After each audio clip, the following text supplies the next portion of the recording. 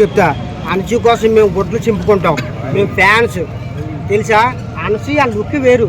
అనసూ ఒక్కసారి ఆ డ్రెస్ వేసుకుని బయటకు వచ్చిందనుకో మాకు మామూలుగా ఉండదు. మేమందరం బాగా ఫాలో అవుతాం అనసూకి. అది ఇప్పుడు అనసూ కోసం మీరు ఎంతో మంది రాని పోనీ మేము ధర్నాలు కూడా చేస్తాం అనసూ కోసం. ఆడవాళ్ళు అనసూయలా ఉండకూడదు, డ్రెస్ ఎవరండి అనకూడదు అన్నారు? వాళ్ళు చూసే కదా మేము లుక్ మారుతున్నాం. ఇప్పుడు నేను చూడు అందంగా లేకపోయినా ఇప్పుడు అందంగా అయ్యాను అనసూ కోసమే. అనసూ ఫోటో చూస్తే నాకు నిద్ర పట్టదు, డైలీ ఆ ఫోటో చూస్తాం. అనసూ మేము చాలా ఫ్యాన్స్. డైలీ నైట్ పగలేటి అనసూ కోసం మేము బ్లడ్ ఇస్తాం తెలుసా. అది శివాజీ గారు తప్పంటావా? శివాజీ తప్పే అండి, తప్పే. ఎవరండి చెప్పడానికి? శారీలు కట్టుకో, మల్లెపూలు పెట్టుకో, ఎవరండి చెప్పడానికి? అనసూ ఎలాగ ఉండాలో అలాగ ఉంటుంది. అనసూకి తెలీదా? చిన్నప్పుడు వేసుకుంది డ్రెస్సులో, ఇవాళ కొత్తగా జబర్దస్త్ ఎప్పటి నుంచో చేస్తుంది. అవునండి, అయ్యేస్తే కదా మేము అందరం ఫాలో అవుతున్నాం. లేదా మామూలు చీరలు కడితే ఎవడు ఫాలో అవుతాడు? అలాగంటే చీరలు వేసుకుని చాలా మంది టెంపుల్కి వెళ్తారు, వాళ్ళందరూ ఫాలో అవుతున్నారా? అదే మామూలు డ్రెస్ వేసుకుని పబ్కి వెళ్తే అబ్బా పప్పు కూడా ఫేమస్ అవుతారు. బయట ఆడవాళ్ళు కూడా తిరుగుతున్నారు అనసూయని. మరి ఎవరండి తిట్టిది? ఆడోళ్ళు. ఆ పని ఆడ మనిషి కాదు, అదే మొగడి కింద పుట్టమను.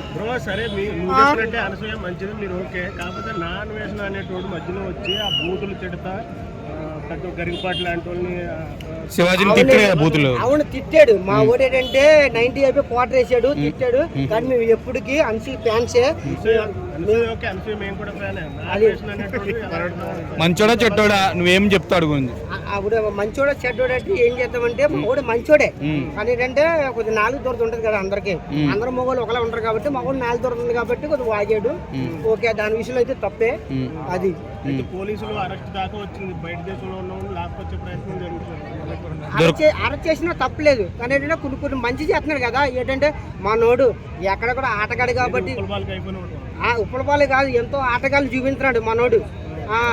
చైనాది, జపాన్, బెంగళూరు, ఫారెన్, అమెరికాను, న్యూజిలాండ్ అన్ని చెక్కలు చూపించినాడు. మనకు అన్ని చెక్కలు ఎవరు చూస్తారు చెప్పు? ఫ్రీగా చూస్తున్నాం చెక్కల్ని.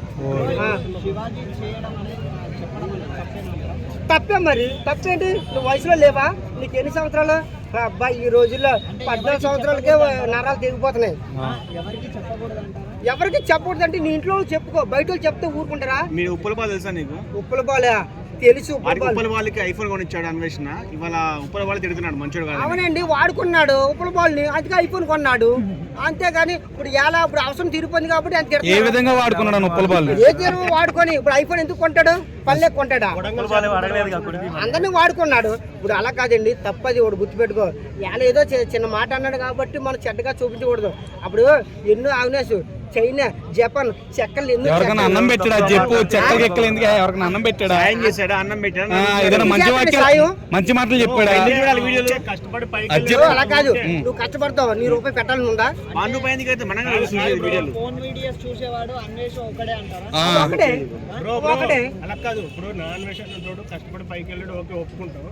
కాకపోతే హిందూ ధర్మం, సీత, ఈ పెద్ద పెద్ద వాళ్ళు అనొద్దు కదా బ్రో. మన అదైతే తప్పే. దేవుడు అంటే దేవుళ్ళు తిట్టకూడదు. అంటే మనోడు ఆటగాడు కాబట్టి దేవుళ్ళు తిట్టడం వల్ల చెడ్డోడేరు, కానీ మనోడు మంచోడే, దేవుడే నా దృష్టిలో. ఏంటంటే దేవుడే. అంటే ఎన్నో ఆటగాళ్ళు ఆడాడు కాబట్టి ఇద్దరు దేవుళ్ళి దేవత నా దృష్టిలో. గుర్తుపెట్టి ఏంటంటే మా ఓడి కొద్దిగా ఏదో మాటలు తప్పు జారాడు కాబట్టి అది విషయంలో దేవుళ్ళు ఎప్పుడు అనకూడదు. అంటే ఏ దేవుడు అన్నా ఒకటే. మన దేవుళ్ళ వల్లే మనం ఇంత దాకా వచ్చాం. ఎప్పుడు దేవుళ్ళు ఏమన్నా అనకూడదు. కానీ దేవుడిని చెక్కేస్తారంట. మరి ఎవడే మా దేవుడిని చెక్కేస్తే మేము ఊరుకుంటామా? చెక్కేస్తే చెక్కాను, కానీ ముఖం చెక్కండి. అన్నయ్య మాత్రం కింద ఏమైనా చెక్క ఇంపార్టెంట్. అవి ఇంపార్టెంట్. మా అన్నయ్య ఆటగాడు, చాలా ఆటలు ఆడాలి. ఇండియాకి రాడా? ఇండియాకి రాడు.